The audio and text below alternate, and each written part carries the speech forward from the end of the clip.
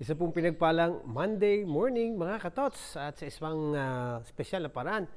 At dasal na agad po tayo para sa kapayapaan sa Israel. Alam na po nating nag-declare na ng war doon, Israel versus yung tawag ba dyan, yung occupied territories. Nakakalungkot po.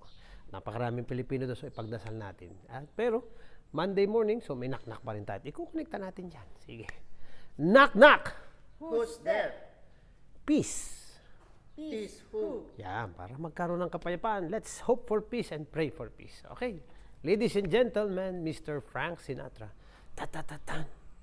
And now the end is near, and so I peace the final curtain. Okay, ha? Peace. Okay, pasok, ha? Okay, basta mahalaga ang kapayapaan. Dahil, tamang-tama, itong ating pagninilay ngayong umaga, ang tanong, sino nga ba? Sino nga ba? Tanong yan para sa kapayapaan. Bakit?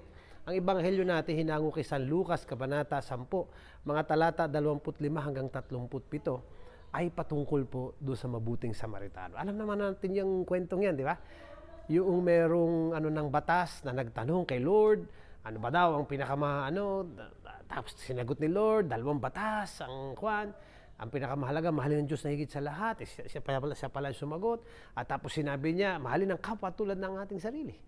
At sinabi nga ni Lord, tama ka dyan. Pero hindi na kontento ito dahil gusto nga niyang subukan si Lord.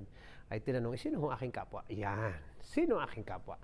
At nakakatuwa po na sana nababasa natin yung encyclical na Fratelli Tutti na sinulat ng ating Santo Papa. Isang social encyclical kung saan patungkol dito yan. We are all brothers.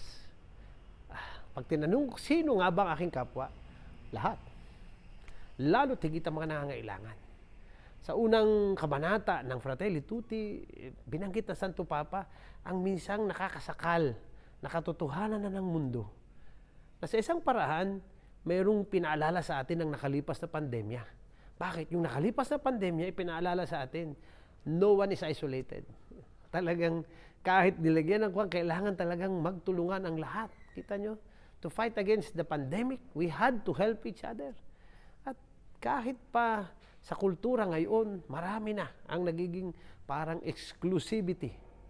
Noong 2 kabanata, sinabi ni Pope Francis, sana maging katulad tayo ng mabuting Samaritano.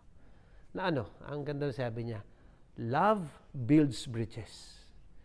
And remember, as Christians, we were made for love. Yun ang sinabi dito eh. 2 utos ang mahalaga, pareho pang utos ng pag-ibig.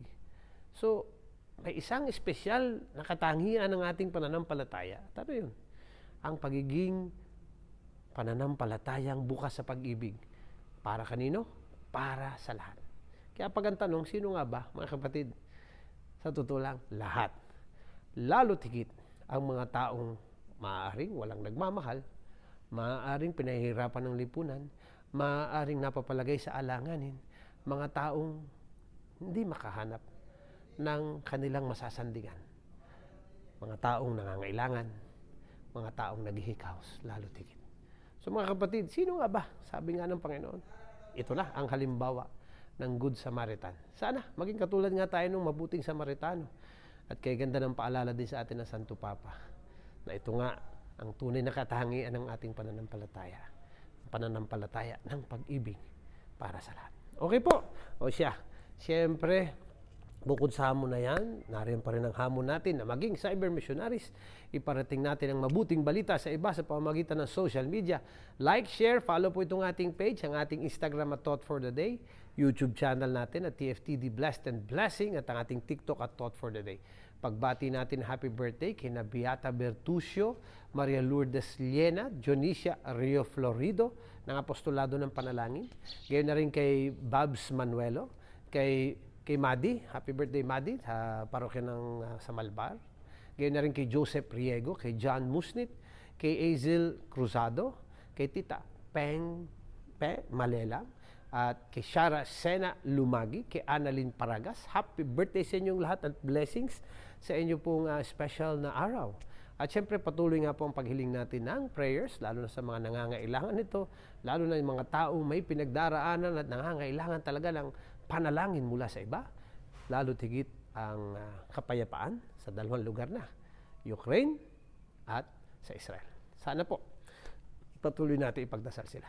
At syempre, kung tayo naman po ay nakasusunod dito sa tawag sa atin ng Panginoong magmahal sa lahat, eh di ano pa, always be blessed and be a blessing. Ingat po kayo lahat.